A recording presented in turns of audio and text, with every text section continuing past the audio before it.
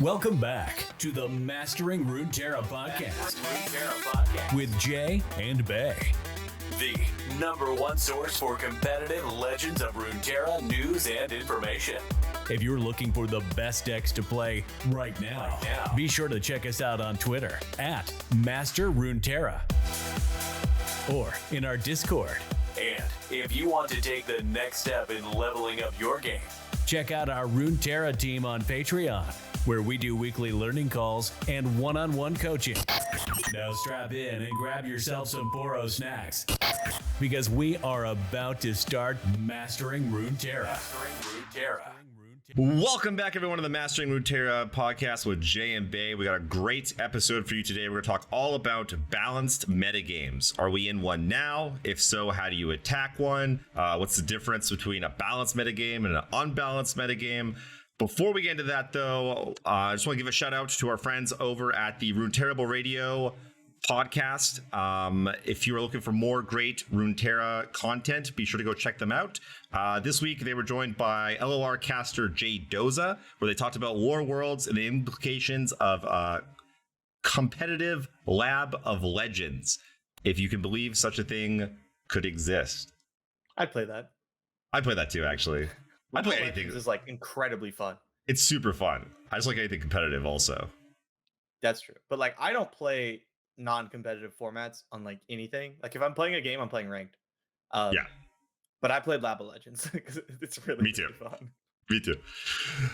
Okay, well, with that said, let's jump into it. So, Bay, what do you have to say about a balanced metagame? What is a balanced metagame?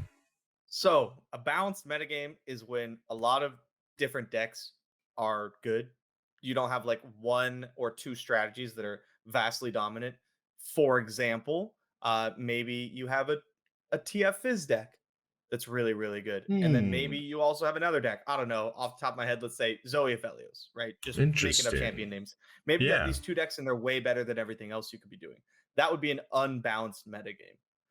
Now, on the other hand, if you have a metagame where you can play any of the 10 top decks and they all perform relatively well, they're all about the same level, that's a balanced metagame. If all the decks are good, though, does that mean that all the decks are also bad? If everyone's supered, then no one will be. Yeah, kind of it does, which leads to a lot of frustration for me on ladder because I can't just play like one of the best decks and win games all the time anymore. Now it's like, man, I got to choose between all these decks. Which one do I play? That gives me a bit of stress. Yeah, so one thing that we're hearing from a lot of people is that same sentiment of frustration, because it does become a lot more difficult to climb on the ladder. Say that any deck has across the board, say 50% of the decks are good matchups and 50% of the decks are bad matchups. Theoretically, it's not how it is, but say that was the case, then it becomes down to who are you queuing into? It's like luck of the draw of who you get paired against on the ladder. So what are you supposed to do then if things are so balanced? Like, how do you get an edge? I guess first talking about the ladder, and then we can talk about tournaments after. It does have different implications for a balanced metagame between ladder and tournaments. But the way you get an edge in a balanced metagame is you just are more comfortable with a strategy or a deck than your opponent is. We see this a lot in other card games like Magic the Gathering. When the metagame is very balanced, the people who have been playing the strategy the longest and the best are the ones who continue to perform really well.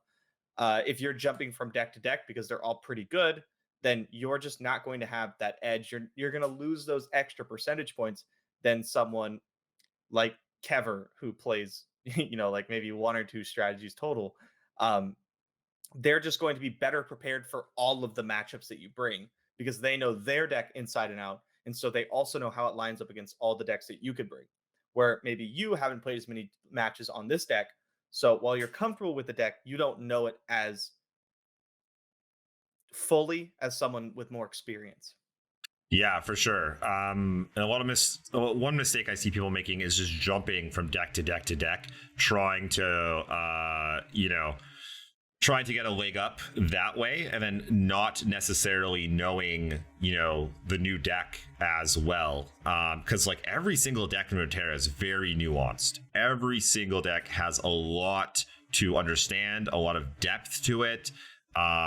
Just the other day I was playing Nightfall aggro, and Nick Makes Plays, who champions that deck, plays it a lot, was in my chat, and he was like, oh, you should just like not be attacking here at all, and you should just be like trading off your creatures against another aggro deck. And I was like, oh, like interesting. Like I thought my 2/1 flight for 1 mana that can hit them for 2 and draw me a card, I was like, I want to get in there. He's like, nah, just trade it off. Just trade it, never attack with it. Trade. And I was like, oh wow, like I'm an aggro deck. I want to like deal damage. I want to kill my opponent. This card is meant to attack my opponent. Yeah. Yeah, and he was like, never attack with it. Just always block, always trade off with it. I was like, wow, that's in that specific circumstance. In that specific circumstance, everybody. Yeah, but that's how things change, right? Good. Yeah. Mm-hmm. That's that kind of knowledge you just don't get if you keep jumping around. We were just discussing right before we started recording the TLC deck and how to start setting up for your turn 8 combos on like turn 3, like how you have to play to not overfill the board for your matron combo for matroning out Watcher as early as turn 3, because we're both rather like pretty experienced with the deck, right? We both played probably, I think I played like 30, 40, maybe even 50 games with the strategy. At least, yeah. Yeah, and I'm still making mistakes like that, where I needed to cast an avalanche on turn 4 to set up to kill my unit with an ice shard on turn 8 so I can have room on the board to combo. Maybe I misordered how I was doing things. I lost a game recently where I killed someone's Trundle. That's why I lost, because I killed their Trundle, because I gave them another Trundle and they were able to double Ice Pillar, Lysandra, Matron me. You were talking about how you shouldn't have killed your opponent's Ice Pillar, even though it was free for you. These kind of things you only really get after playing a lot of these matches, and not just jamming games. Like we're always talking about practicing with like a plan in mind, and like really constructively thinking about your games and your matches, and that is what will really put you on the next level in these more balanced metagames. You just have to be better at what you're doing than everybody else. Yeah. A little caveat to that as well. I've noticed, we'll touch on this maybe a little bit later, but I've noticed there are like some, I don't know what you want to call them, like hedges or silver bullets. There's some cards where you can play like maybe a 1 of or a 2 of, and they just flip a matchup on its head. It can go from being a matchup that you just like can't really win to a matchup that you can't really lose. And so, example. Yeah, so I was thinking of in TLC playing the 5 mana. What is it called? The one that Kevin plays. Kindred card. Hold on, I'll find it. Yeah, Kindred. Spirit Journey. Spirit Journey, I believe, is what it's called. I'm gonna find it. So at any rate, it's a 5 mana. Keep going on. It's 5 mana. Journey. Spirit's Journey. 5 mana, kill a unit, revive it. So the Targon matchup was really tough. It might be less tough if you know the matchup better now, but so like say against Zoe Asol, for instance, or any of these decks that can get a bunch of hush and stun and obliterate effects. What ends up happening is they're basically able to answer like 3 copies of Watcher. So what you can do with Spirit's Journey is if they stun or hush or go to obliterate your Watcher, you can now Spirit's Journey it. It'll come back. So either it'll protect it from an obliterate, or it'll come back not stunned or not hushed, and you now have priority, and you can immediately attack your opponent, and they don't have a chance to stun it or hush it or obliterate it again, and you get the trigger from Watcher.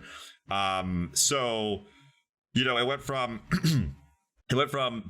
nobody understanding the Watcher combo and it being super busted to people understanding that, oh, hey, if I just get a bunch of hush and stun effects and just stop them this one turn, they just kind of fizzle out and the rest of their deck's not very good.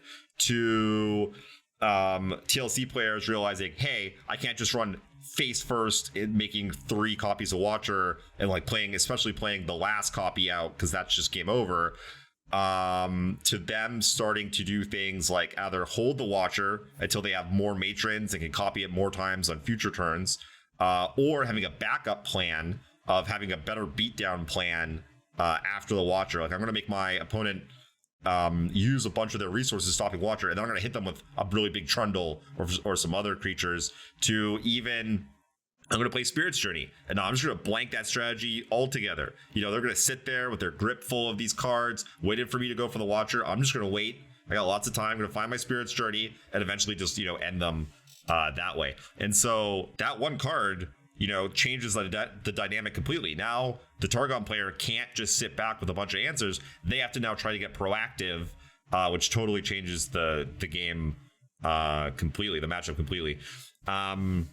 And there's a number of them. I saw one that was this was a Thresh Nasus deck, and this is one of our patrons, actually, the Pink, was playing a one of, again, I can't remember the name of this card. It's like 1 mana. The next creature you play for the turn gets +1/+0 and Spell Shield. I know that card. Yeah, I'm familiar with it. I don't know the name of it. Yeah, we really gotta learn the names of these cards. And so the thinking there is, once again, against Hush, Nasus just gets shut down. And so what you'll try to do is play that 1 mana card, play your Nasus when it's 10 power, so that you can then get a hit in with Nasus, flipping it, and then you're able to like atrocity it at them.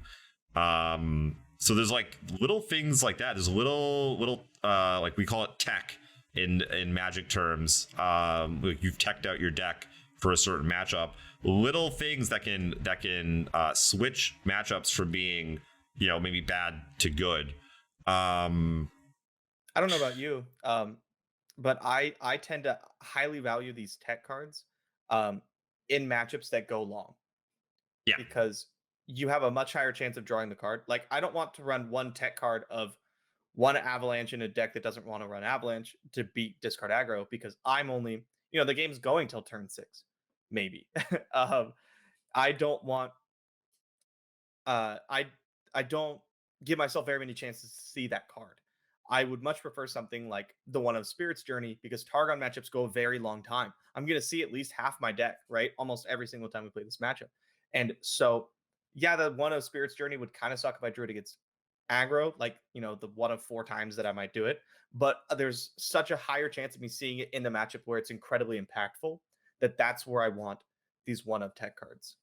Yeah, 100%. Like, you don't want to just jam one, like you said, Avalanche, or like one Fangs or something, and just be like, okay, aggro's done now. Because first off, it's probably not even doing enough by itself.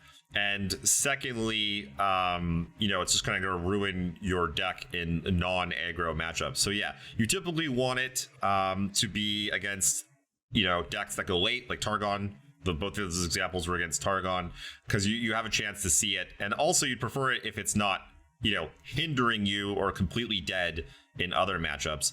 One other thing I want to note on with the ladder, though, is there is a metagame in the ladder. So like we talked about, you know, maybe there are 10 decks that are sort of equally balanced against each other, but those are not equally represented on the ladder at all times. So for instance, when the new patch came out, Lee was quite prevalent. Lee Sin, Zoe rushed out pretty fast, and then so did a bunch of aggro decks because nobody knew what the format was going to look like. A lot of their natural predators had just been pushed out of the format, basically. So things like spiders, discard aggro, Lulu Shen, Zero Lucian, lots of aggro decks flooded the scene. That pushed Lee Sin out quite a bit pretty quickly. And then we saw a lot of Demacia decks kind of rise up. Zoe Asol was a good one. Even Nightfall aggro was doing a pretty good job of being an aggressive deck, but also pretty good against other aggressive strategies. Those rose up for a minute. And like 2 days ago, I would have told you that TLC was like dead, and that card was no good because the deck was no good because Lee Sin beats it, and Lee Sin Zoe beats it, and Lucian Azir beats it. Scouts beats it. Yeah. Scouts beats it. I thought that even the decks with Hush and Zoe, the Targon decks would also seem like they were beating it. So I was like, this deck's just bad. I thought this deck was just terrible. I didn't fast forward, never touched it. Fast forward to like yesterday, Yeah, and all of a sudden it's like, oh, maybe this is actually the best deck because it turns out the Torgo matchup is actually good. The aggro matchups are actually pretty decent, and Lee Sin's nowhere to be found, and Lucian Azir has dropped off the map as well. Yeah. So it's bad matchups are just not around, and there's like, it turns out some things are actually good matchups that we thought were bad matchups, and all of a sudden it seems like the best deck. And so you'll see changes like that pretty quickly, as there's so many people playing all of the time. It doesn't take, one of us or anyone else that streams or plays a lot of Runeterra to hit the same matchup enough times and lose to be like, okay, I'm switching to something else. I'm coming for whoever it is, PBG or Ace or someone at the top of the ladder playing like Zoe Acel or whatever deck they're on at the time. So you can metagame, and you should be paying attention to what you're seeing a lot of. In a balanced metagame, the metagame is going to change fast, often daily. Yeah, it's like the higher up you are in the ranks, the faster the metagame changes. Like you said, TLC went from, in the course of a day or two, went from pretty not unplayable, but like one of the worst decks of the best decks to all of a sudden probably the best deck, because that's how the metagame had shifted. Zoe Acel was currently the most popular Zoe deck. Zoe Lee's kind of pushed out of the format. Azir Lucian completely dropped off the face of the earth. Discard aggro saw a huge rise in popularity because of its good matchup against Nightfall, which also you have a good matchup against. So this is going to change. It changes fast in these more balanced metagames. And so then you'll see a deck be the best, and then all of a sudden decks will tech against the best deck, or people will start playing decks that beat the best deck, and it will just kind of cycle like this. It's very hard to stay on top of, and can lead to a lot of frustration on ladder, which is why I'm a huge fan of picking a deck that you're very comfortable with and kind of riding it out. A deck that has a lot of flex slots is especially good at this, because you could tech it for specific matchups. Examples of this would be something like Zoe Lee has a lot of room to change, so you can change it to fit whatever the metagame is like. Does it mean it's always the best deck? No, not even a little bit. But if you're very comfortable with the deck and you know your matchups really well and you tech correctly, you can usually maneuver your edge to quite an advantage. Yeah, that would be my advice as well for anyone that's trying to climb up to Masters, especially. Try not to switch between decks a whole bunch, because the metagame will be pretty random on your way up, and so knowing your deck inside and out is really where you'll get a lot of percentage points. Try to play one of the kind of top 5 decks, know it really well. You're gonna hedge in certain matchups if you happen to be seeing a lot of aggro or whatever it is. Now let's talk a little bit about tournaments, because we do have our $1,000 Mastering Runeterra podcast tournament happening next weekend, April 17th and 18th. I hear that's going to be cast by 2 very handsome men, Boulevard and Blevins. Talented. Yep, those guys. We'll also be there. But we're also gonna hold their coffee for them while they talk. So we have that next weekend. Make sure you're there. And we have the seasonals the weekend after. It's here. This is it. It was it's a month away. It's 3 weeks away. Here it is. We're here. Boom. It's done. Yep. 2 weeks until seasonals, and that's going to fly by in no time at all. So let's talk about tournaments. Last weekend I played in, I believe it's the OLS tournament on Saturday. I brought Lucian Azir, Lee Sin Zoe, and it was an overwhelmed deck. Was it Renekton, Sejuani? And I got my lunch handed to me by a bunch of super aggressive decks, like hyper aggro, like Azir burn, and then all the normal kind of aggro decks too. I was able to beat, I went 2-2 before I dropped. I beat some of the strategies, and sometimes they just got underneath me. And that was a real eye opener. That both my main 2 decks that I thought were really good, Lee Sin, Zoe, and Lucian Azir, were not nearly as good, especially into that field, as I had hoped they would be. Neither was overwhelmed into a bunch of aggressive Lord of the Ground decks. Swarmy decks, yeah. Yeah, so now my thinking is, and I'm looking forward to getting your thoughts on all of this, is 1, I don't want to be weak to aggressive lineups, because I think A, there's going to be a lot of them. B, they're going to do decently well because they are kind of just cohesive. They're not super difficult to play. They're going to be prevalent. So we're going to run into a lot of them. So I want to be set there for sure. Not hard targeting. I don't want to be just aggro. I just want to feel comfortable into aggro, whereas things with like Overwhelm, Lee Sin, Zoe, at times even Lucian Azir didn't have very good matchups into a lot of the aggro lineups. It's probably like 40% into a lot of them. I'd rather it be the other way around, where I'm like 55-60% into a lot of aggro lineups and then still holding my own against some of the other decks. So now I'm thinking something along the lines of TLC, maybe Zoe Asol, maybe Zoe Lee Sin, but I think I'm leaning towards Asol currently, and then maybe something like a Deep or a Thresh Nasus, some other sort of deck to round those three out. That's what I'm going to try tomorrow. I believe there's a bunch of tournaments this weekend, as there always are. So that's what I'm thinking now. But there's a lot of options out there. There's a lot of different ways you can go. A ton. A ton. Yeah. All good. So what are your thoughts for? So really quick, because I want to touch on this. A balanced metagame makes for a kind of frustrating ladder experience sometimes, at least for like the top players, because as masters players, we're trying to be number one. We're trying to climb all the way up, and you can't just pick the best deck and play it, because there's so many options. You have to constantly be adjusting what you're playing, whether you be teching your deck or switching to a whole nother deck.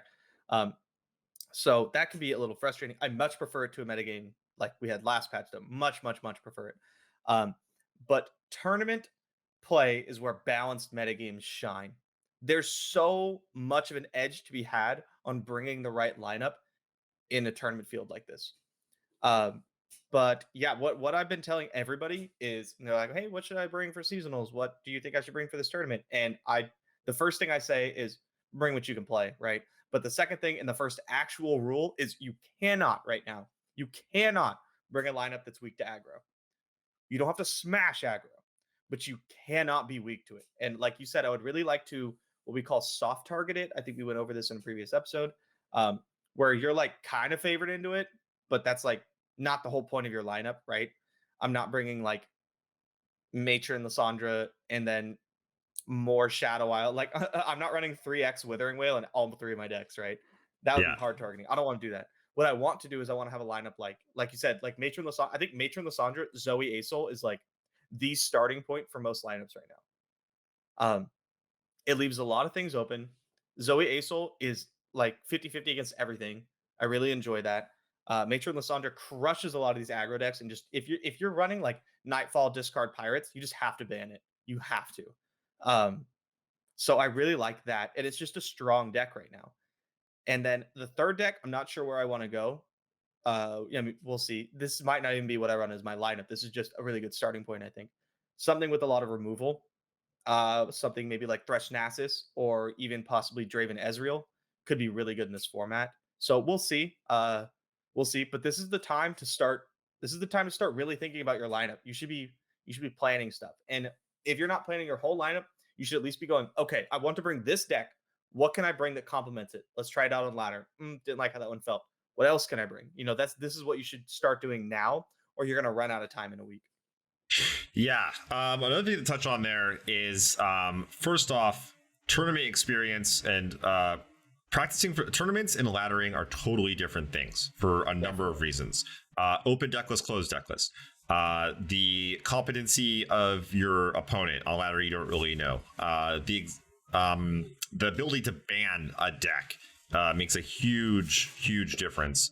And so first, nothing can prepare you for a tournament like tournament experience. It's so, having someone else that is a complete unknown, that is trying their absolute best to beat you, that's taking it very seriously.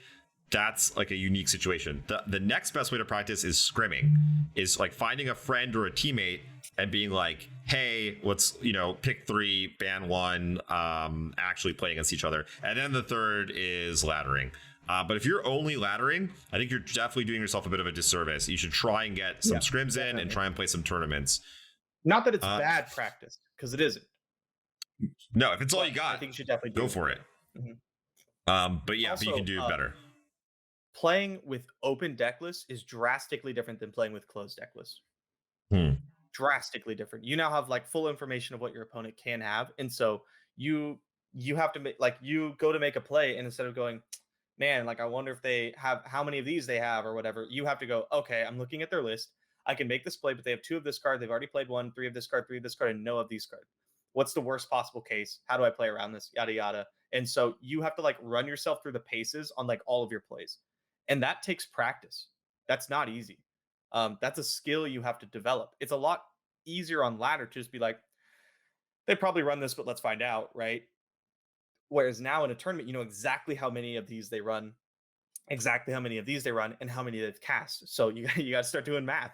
You got to be like, all right, they're, a lot less likely to have this and this than they are to have this and this.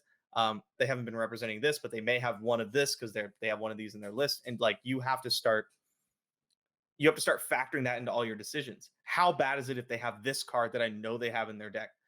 Now that they don't have this card in their lineup or this card in their deck list, how does that affect this matchup? How does that change how this matchup plays out, right? These are questions you need to be asking yourself. And it's not easy if you've never done it before.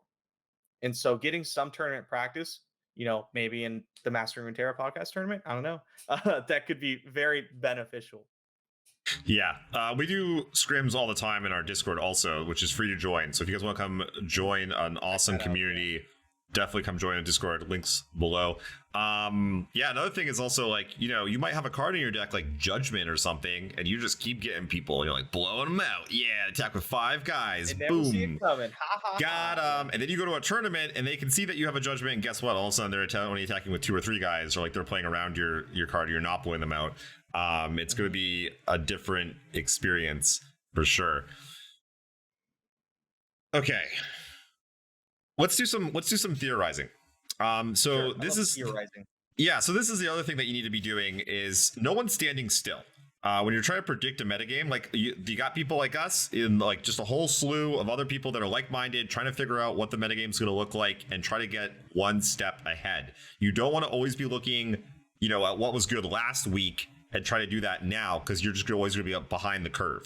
So for instance, Bay and I are talking about Zoe, Asol, and TLC being like kind of the cornerstone of the list that we want to bring. If you don't know what that is. Oh yes, for those that don't know TLC. And so first off, we are not going to be alone in thinking this way. A lot of people are probably going to be gravitating towards a similar sort of setup. So what you want to do, and what I'll be trying to do, is thinking about, what is my third deck and what do all 3 of my decks want to look like to both be good into aggro and then also have a bit of a leg up against other lists that are like mine that are trying to be good into aggro, that are also probably TLC and Zoe Asol plus X. What do I want my third deck to be that'll be good into those? What do I want my lists to be like that like will give me a bit of an edge? So if you were to pick a deck that would be good into another TLC plus Zoe Asol lineup, what would that look like? I mean, that's a really tough question, because you don't want to make your lineup non-cohesive, if you know what I mean. Like, you don't want to look and go, okay, what beats TLC and Zoe Asol? And then, I don't know, Scouts. I don't know if that's true, right? But let's say Scouts beats both of those, but it loses to everything else. Well, all of a sudden, if I put Scouts in my lineup, the other TLC Zoe Asol lineups, like these people aren't dumb, right? They're just going to ban my Scouts deck every time. And then the aggro decks, the decks that do well into Scouts, are just going to ban my Matron deck, my TLC deck. So now I have one decent deck and one bad deck. And I don't like that. So what I want is a deck that has good game against TLC and Zoe Aesol, because like right now, if I'm bringing TLC and Zoe Aesol and you're bringing the same thing, and then we have another third deck, we're mirrored right now. So the only way one of us can get an advantage in this lineup is A, bring a third deck that is better into TLC and Zoe Aesol, or B, tech specifically for the matchup. But if I bring a deck that just stomps TLC and Zoe Aesol, you're just gonna ban it, and we're flipping coins, right? We're just playing mirror. You don't. It's not actually flipping coins, right? But you get what I mean. It's 50-50. So I just want something that's already good into what my lineup is already good into. I want to be decent against aggro, which TLC is very good into. Zoe Aesol is kind of good into. So I think a third deck that like is good into aggro would be very strong. So That what do you doesn't give think? up points for the other lineups. Yeah, what do you think of something like the Deep then? So the Deep is decent Yeah. into aggro, and I found it to be pretty decent into TLC. Yeah, I was playing some Very of good that. into TLC because you Uh-huh. hold the Nautilus, and then Yeah, they attack so with annoying. and you just play Nautilus. Also, like I've been playing that matchup. I probably played that matchup 4 or 5 times. I have won on occasion, but they just beat you down. They just go deep by like turn 6 and just like beat your ass. Their Like, they two just run drops things are just sideways and coming attack. for you. Yeah, Yeah. it's like, oh my god. And like I have a board full of like 5 things. I'm chilling and I kill them next turn. And then they play Nautilus early and they just go like monster, monster, monster, monster, right? They just go like obliterate your guy, 6/6 elusive, attack you. And I'm not prepared. Or even if I am prepared, I have to use all my mana focusing on not dying that I can't even combo them the next turn. Yeah. And that makes the matchup pretty tough. And then what does the Deep into Zoe Aesol look like? I've played this matchup a few times, and I feel like you just want to get elusives as quickly as possible. I think I'm around, I don't know, 50-50-ish, but I think I've just been playing randomly on the ladder, so I really don't know what it's supposed to look like. I actually also don't know. I imagine it's probably not great for deep because even when you go deep, your units aren't that big. And with things like Solari Sunforger plus single combat, anything plus concerted strike, the stuff you get off Priestess, they can blow up your Maokai's, which is your actual win condition. Because even when you go deep and you play your monsters, Zoe Aesol stuff is like just as big, right? Yeah. You have your Eclipse Dragons, you have your Aesols, and yeah, I mean, like I said, I don't have experience in the matchup, but that's just like me off the top of my head, like taking a guess. Deep is a very strong meta call deck, though. Like let's say everyone and their mom brings triple aggro or matron Zoe Aesol, right? That's like not gonna happen, but let's pretend. I think Deep is relatively decent into aggressive decks because on the board aggressive decks, right? Especially the ones with less burn, because you also go on the board pretty fast.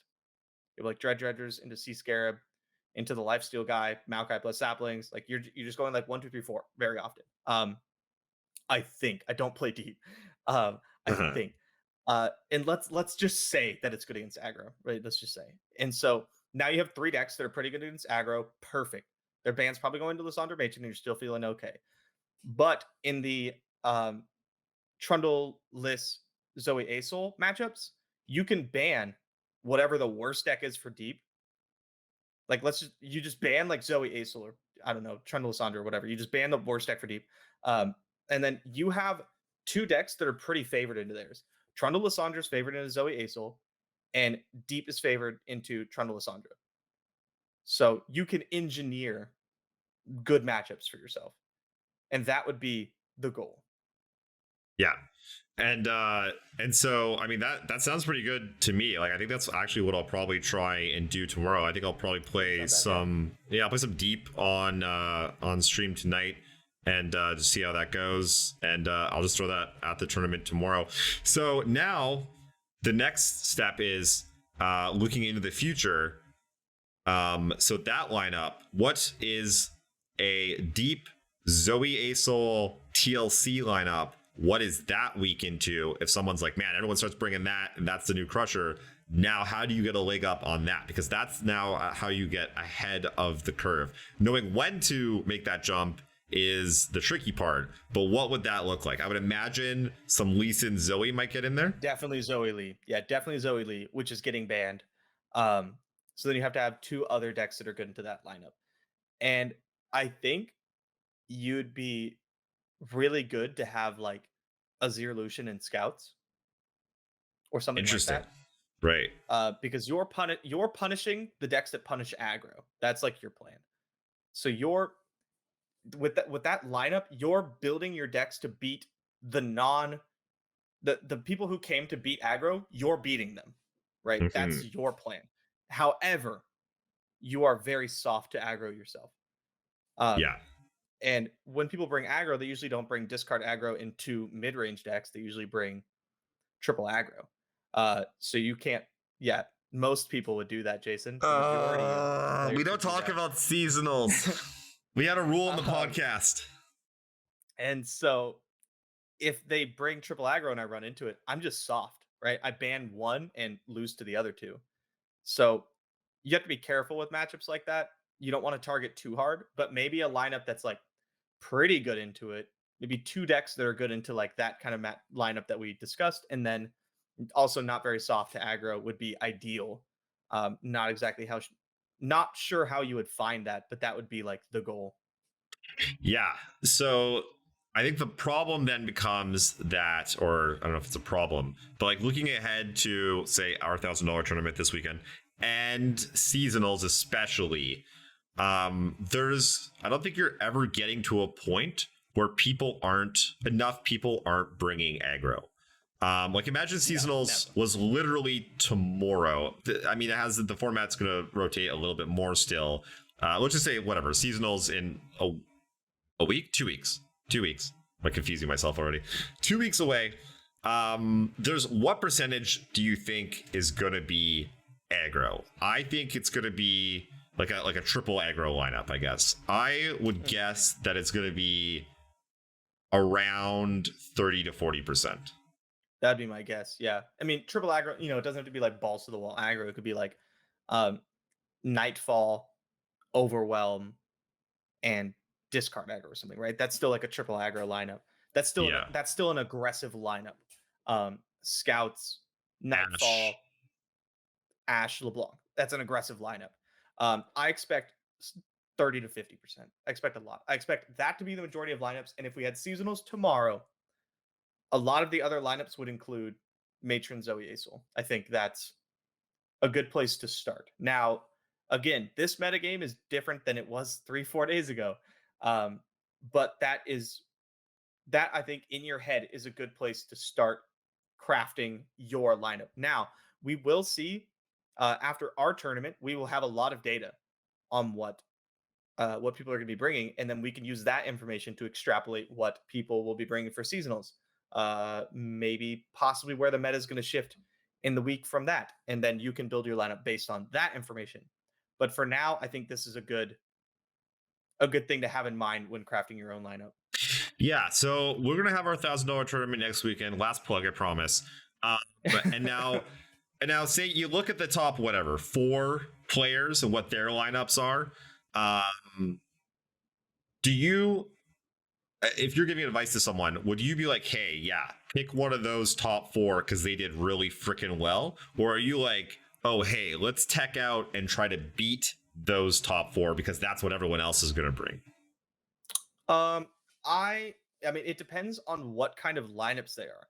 Are they lineups that target a specific metagame? If they are, I don't want people to be playing them. Like I wouldn't advise people to play them because if that metagame's not there, like if you played a tournament last week where aggro was incredibly strong and you just brought triple aggro crushers and just got there, then like that's awesome. Great meta call, right? But that might Mm, not be where the meta's at for seasonals. So I wouldn't advise that. On the other hand, if their lineup is something like the ones we discussed before, TLC, Zoe Aesol, and something else, some other strong deck that just has good matchup tables against a lot of things, I would highly advise people to start there. I am always on the lookout for lineups that have good 50-50 matchups and then are strong into set like a couple things. yeah. That I expect to see. Usually, like preferably with like a deck or two that's a weakness, not an archetype or two. If a deck like Zoe Lee is rough, to bring sometimes because it's super weak to aggro as an archetype. Um, you're not just losing to like one aggro deck, right? You're not only losing to discard aggro. You're also a dog to like Nightfall aggro and spiders and all this kind of stuff. And that makes it a lot harder to build a lineup around. Mhm. If there's a lot of aggro in the metagame. But let's say that you're only weak to discard aggro, then you don't have to worry about it because you can put it in your lineup and your plan is to ban discard aggro. And Yeah. so maybe fill your lineup with two other decks that are weak to discard aggro, but are good into other things.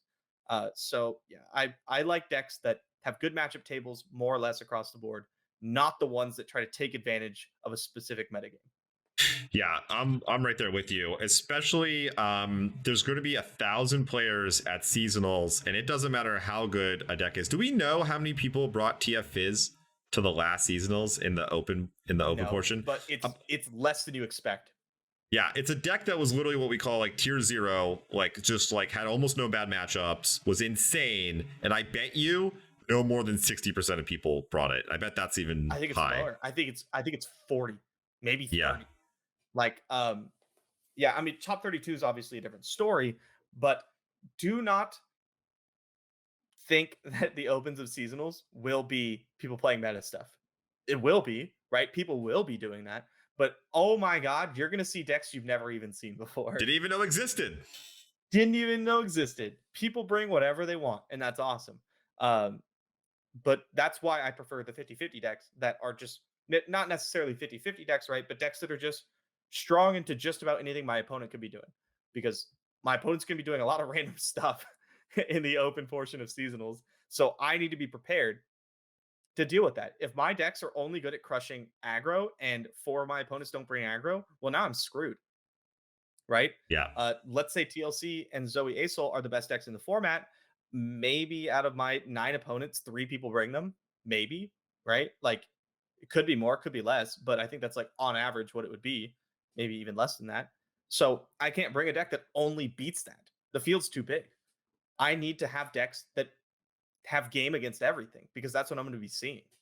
Exactly. You have to have game against anything. You have to be in the game. Like learn from my mistake. I brought the 2 mid-range good decks, and then I brought discard aggro, and sure enough, I won with my TFAs in like a hard fought match. And then the next 2 games, I basically like there was just nothing I could do. My opponent's decks were just like so ready for any sort of aggro deck, and I just got blown out 2 games in a row, and that was just it. I was just done. It'll be a little bit different this seasonal because you can still take a loss, possibly 2, if you're high enough on the ladder. But you do not want to have a weak link like that because you will run into all kinds of stuff, and you need to be able to put up some sort of fight. So where do we go from here? I mean, yeah, I think right now we just keep playing ladder, keep testing, keep practicing. It's it's tough to say right now where the metagame is going to be in a week. We don't really know. It's changing fast, yeah. It's changing fast, and yeah, like 4 days ago, I wouldn't have told you TLC is going to be the best deck, but today it's the best deck. Maybe in 5 hours, it's no longer the best deck. Like we don't know. But yeah, keep an eye on it. Keep your ear close to the ground. Tournament meta is different than ladder meta. Remember that, and try to avoid decks that auto lose to stuff. Really, really, really, I think it's a good idea to play things that have game against everything. I'm just going to keep saying it. Play strong decks. Play decks that do powerful things. It's worth it. I promise. So you wouldn't tell people to bring Lucian Azir to then beat up on the new TLC Menace? I would not tell them to do that. No. I would tell them to find the decks to do the absolute most powerful thing. Best deck. It does. It beats the best deck, and maybe some of your opponents will even bring that deck. Wouldn't that be nice of them? You can crush us. That won't. Yeah, exactly. But the people that won't, you're gonna lose to them. I think, and I've always thought this, you just need to be doing the most powerful thing. Just pick the decks that are just strong decks. TLC, extraordinarily powerful deck. It does really powerful things. And so your opponent has to come ready to deal with it, or they're going to lose. Zoe Asol, incredibly powerful. Like huge statted dudes. incredibly strong top end and probably the best champion in the game right now with Zoe. It's just a very, very, very powerful deck. Um, and then when you're doing such powerful things, you put it on your opponent to deal with it. You have to overcome this thing that I'm doing, right? And if you can't, I just win because what I'm doing is just stronger than you. So that's where I like to be in tournaments. For sure, 100% agree. I want to talk a little bit about, for anyone that doesn't know, we've turned our Twitter account into a sort of deck database. So we're sharing kind of like all the top decks from tournaments and from the ladder, anything new and interesting and exciting that we see. So one that just happened today, Salty Simon took down Fight Night EU with 2 aggro decks. So for those that don't know, the Fight Night tournament is a little bit different than seasonals. You only pick 2 decks. Each player has 2 decks, and there's no ban. You just play your 2 decks. That's it. And so he took it down with Nightfall aggro and Discard aggro. What are your thoughts on this like format and on like these aggro decks? The format is fun, but as a competitive format, I really don't like it. It's better in the more balanced metagame like we see today, but like I played in the Fight Night previously, the last patch, I played 2 Fight Nights, and it was like, okay, so I either bring Fizz TF and Zoe Aphelios, or I'm just like throwing away throwing away free wins the whole time, and like I didn't want to just bring those decks, so I ended up bringing something different. But like that was rough because you can't ban it, and you're only bringing 2 decks, so just bring the strongest things. It's more interesting now because there's so many good things, uh, and I think both those decks are incredibly strong. Like for as aggressive as aggressively slanted those decks are, they actually have pretty good matchup tables across the board. Yeah. This card aggro right now is super super powerful. And so is Nightfall. They're really strong. They both fold very hard to the Lissandra deck, so you're just kind of hoping to dodge it in a format where you can't ban it. But they are quite powerful, and I expect to see a ton of them at seasonals. Yeah. I think 100% those will be among the highest played decks for sure.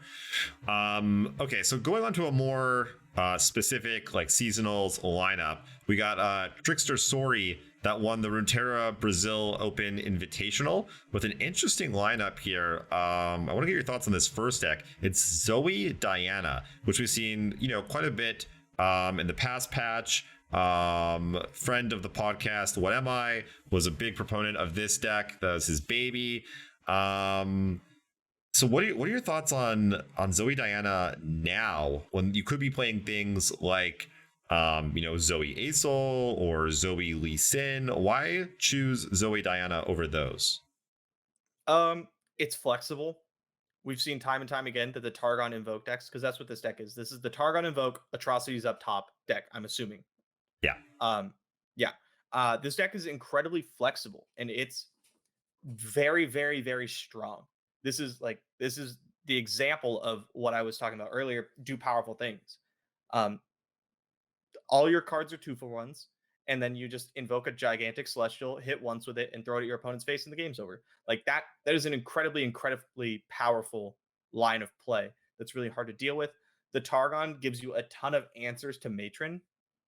You have good blockers for the aggro decks. It is, I think, a little soft to the go wide aggro decks that have burn on top, things like Discard and Spiders. It does feel a little weak to those, but the deck's powerful. I like it a lot. I'm going to be doing a lot of testing with it. I don't know how good it is compared to like Zoe Asol or Zoe Lee, but it is good. Diana's more like just a early removal spell rather than anything else. Like in Nightfall, she's her own win condition, but this deck doesn't have all those Nightfall cards. So she just comes down on turn 3 and picks off one thing and then blocks. But the deck's really good. What else is it paired with in the lineup? Yeah, so next on the list, real quick about Diana, I heard someone back before people understood why she was good. Someone described her, it might have been one of my, as a mystic shot that sticks around as a creature afterwards. And I was like, exactly. That's it's just hit something for 2. Yeah. Yeah. So next on the list is Thresh Nasus, a deck that we were kind of hot on when it first hit the scene, and then we kind of put it down. We're like, get some bricked hands. Wasn't doing so good. But recently we were doing some testing in the Discord yesterday, and the Pink brought it alongside Zoe Asol and TLC, and I was pretty impressed. And I played it a little bit on stream yesterday. What are your thoughts on Thresh Nasus currently? Yeah, it's a super strong deck. It has a very powerful game plan. I hate some of your draws. Like it's so feel bad when you draw all your like sacrifice payoff and none of your like enablers.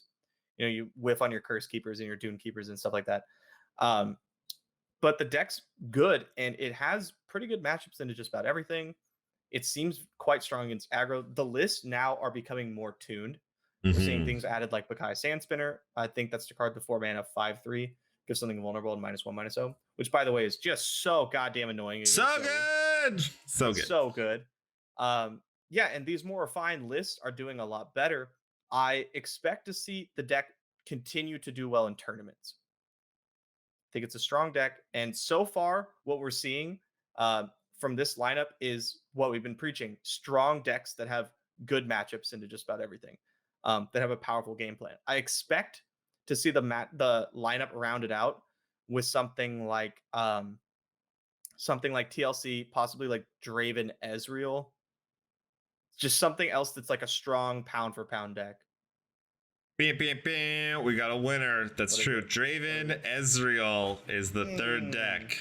Nice. So this is one I want more credit for this, because I brought up Draven Ezreal early in the patch. I'm like, there's a bunch of aggro running around. Isn't Draven Ezreal good against that? And you were like, fuck that deck. Get it out of here. Bad. Trash. 2 days later, you're like, yo, Draven Ezreal's looking kind of hot right now. I was like, what? Yeah, because I was like, I just want to play Mystic Shot. Mystic Shot seems so good right now. And yeah, Draven Ezreal is like definitely a lot better than it was before. I'm still not super high on the deck. Still not super high on it. I don't know. Like when I don't draw my tri-beams, it just feels like everyone's doing stronger things than me, and I don't like that. How dare you? Ezreal's rolling over in his not yet grave. Not yet grave. I love Ezreal. I'm a huge Ezreal fan, but like, man, yeah, sometimes you just go like House Spider into Draven into, I don't know, some Dredger, and then they watcher you on turn 8, and you're like, how did we get here? This sucks, right? You're like, why am I playing this? You're looking at your like Mystic Shot and Ravenous Fox, and you're like, this is way too fair. I want to be doing something more broken. Farron's less good than it used to be, not even because of the Decimate nerf, just because like, when's the last time you connected with Farron? Yeah, like never. Like a month? It's been a really long time. Granted, it can just win games, but like, I don't know, usually it gets hushed, it gets blown up, or my opponent's just killing me that turn. Good deck. People are seeing a lot of results with it. I have not been seeing the results yet. I'm kind of putting it off. I'm gonna keep my eye on it, and I think everyone else should as well. It could very well be one of the top contenders for seasonals. Just right now, I'm not sure I want to be playing it. Yeah, it needs a little further testing. Gotta say, there's a little Trickster Story has a couple changes in his deck that I like. Every deck is like a little bit unique. So the Zoe Diana has Lunari Shade Stalkers in it, the 2-mana 2/3 elusives. That's something we typically see really there. And then in the Thresh Nasus, there's a couple Bakai Reapers. That's something we've maybe seen here or there, but then also has the full 3 Bakai Sand Spinners. So I like the list. Looks a little more clean, less getting bricked out. And then incredibly strong. I'm not sold on Reaper yet, but other people seem to be. People whose opinions I trust. So I'll probably start running it. Yeah, and then in the Easy Draven list, there's a couple Thorn of the Rose. That's the 5/1 for 3. Yeah, very strong in the deck. Very strong. Yeah, and even one Get Excited, which I kind of like too. I do like Get Excited. Yeah.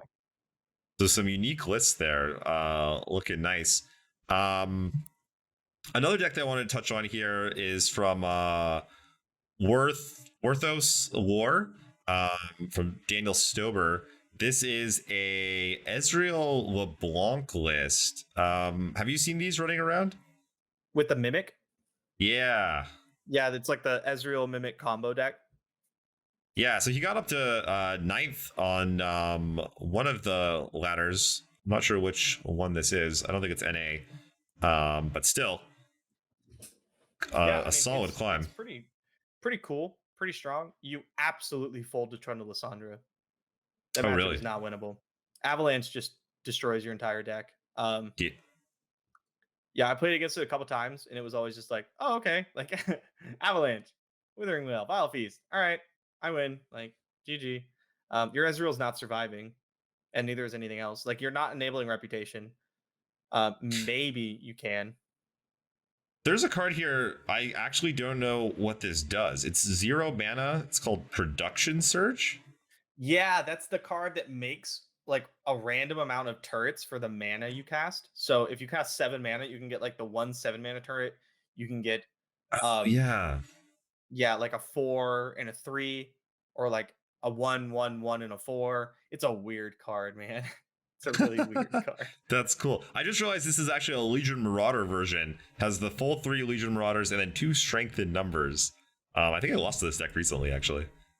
Wow. I have also lost to this deck. But I don't know if I can register Legion Marauders seriously. Like I don't know if I can put that in my deck and then run it and feel good about myself. Yeah, literally everyone could say that it was the best deck, and I'd still be like, nah, come on. I'd be like, I don't run something else. I'm still not entirely sure. I don't think it's that good of a deck, but it could be. Maybe I'm wrong. That'd be kind of cool.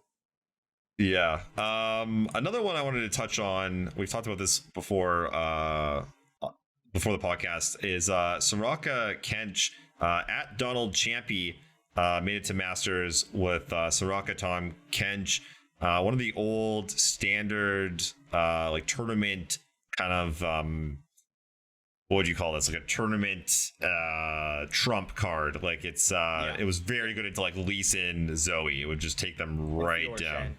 Yeah. And Fiora Shen. I want this deck to be good so bad because I love playing Soraka Kench, but it's really bad against aggressive decks like discard aggro, Nightfall, Spiders, and all those decks are pretty good right now. And so yeah, you could run into Lee like 1 in 100 times right now, or more likely you just run into a deck that destroys you. You could run into like Zoe decks, which are really hard for you to deal with because they're constantly invoking things to blow up with your Star Springs. You can run into discard aggro that just blows you out of the water. And then like even like the Anivia deck, the Freljord Shadow Isles decks used to be your best matchups because what are they going to do? Like cast Avalanche? Deal. Yeah. Like you Cool. hope they do that. But now they just kill you on turn 8. Right? Yeah. You have no clock, none, because they're never doing any damage to your units. They don't care. They're going to cast Trundle, and then they're going to pass a turn, and then they're going to Spectral Matron out, watch her, and you're going to lose the game. It's just not where I want to be right now, but I wish it was. I know, me too. I love that deck. So much fun. Okay, next on our list, we talked about Scouts a little bit. So Castman TV made it to Master with Scouts. This is another deck that has been a bit of a like Trump sort of deck against certain strategies. It's very, very good. Where do you think Scouts is right now in the meta? Scouts is probably better than I want it to be. I haven't been seeing it much. I personally don't like the deck. I don't enjoy playing it, so I just don't. It could be something that like comes out of the woodworks. I think it's good into TLC. Especially if you run like 2 copies of Ranger's Resolve. But honestly, I'm not sure. I'd have to ask somebody else. Yeah, fair enough. What about you? I know you played the deck, I think, a little more than I have. I played quite a bit of Scouts. I haven't played it since the patch, I don't think. Maybe a little bit. But yeah, it's just one of those decks that's like good into some things, bad into others. You don't have a lot of control. It's very similar to like a discard aggro, right? Sometimes you're going to blow people out. Some matchups are going to be good. Some are going to be bad. And there's just not a whole lot that you can do about it. That said, though, in a tournament setting, especially, I think there is a place for it. We did see some people have some success with Scouts in their lineup. We'll be interested to keep an eye on that one after this weekend.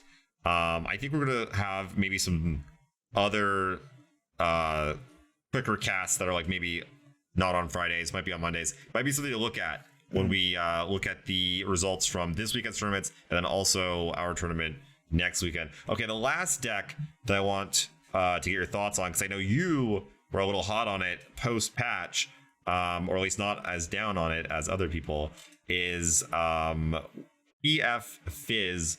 Fair Jordans tweeted out that they were having some success with TF Fizz post-patch. Looks like this list actually runs some pilfered goods in it. I've seen that actually a few times.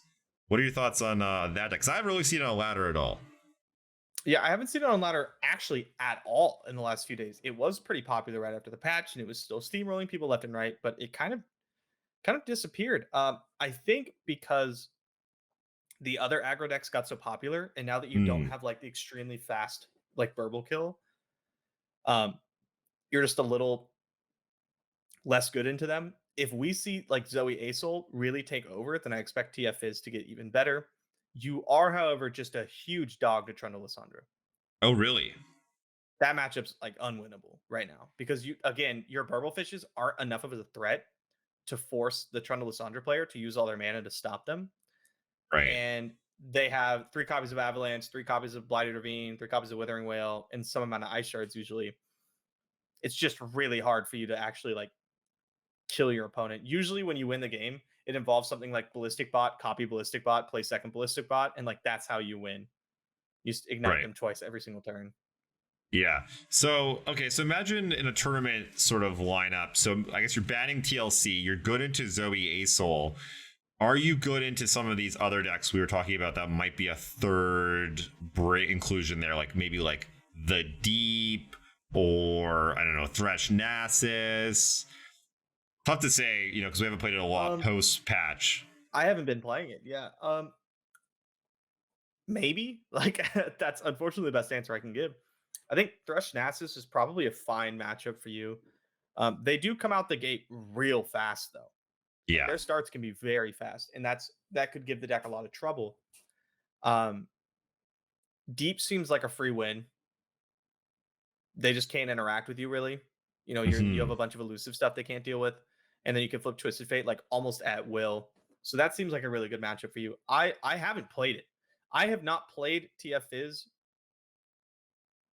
in like at all since seasonals. I think I played like 2 games with it for our learning stream, and that was it. So I just am not sure. I got to be trying all these decks. There's just only so much time in the day, you know, which is why a testing team is nice. Sure is. That's why you should get your butts over to our Discord, because our testing team is absolutely fantastic. I'm literally going to jump off of this, upload this podcast, and go do some scrims in the Discord until it's time to stream. For the next couple of days, we're going to be bringing you guys Monday podcasts as well. We're going to do tournament wrap-ups, kind of focused. Focused on what happened on the weekend, what we think is going to happen, how to prepare for the next weekend's tournaments. I think that's all we have for you guys today. That was it. It's a good one. Like your fade, looking good, doing well. Thank you. Very, very happy about it. All right, and on that note, I'll see you guys on Monday. That's it, guys. Later. Bye-bye. Thank you so much for listening to the Mastering Runeterra podcast with Jay and Bay. New episodes come out every Friday. If you haven't done so already, be sure to join us on Discord, check out the Patreon team, and have a look at our deck database on Twitter at Master Runeterra. Links to all of these can be found in the show notes and description.